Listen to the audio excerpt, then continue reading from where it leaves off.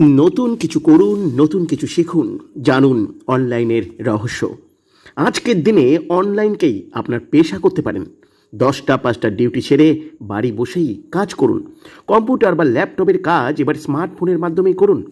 করুন সফটওয়্যার ভিত্তিক কাজ, শিখুন ডিজিটাল টেকনোলজি, ডিজিটাল কোড প্রমোশনের 20টি পদ্ধতি, digital team work, online discussions, digital education আপনার কাজের জন্য এক নতুন দিশা।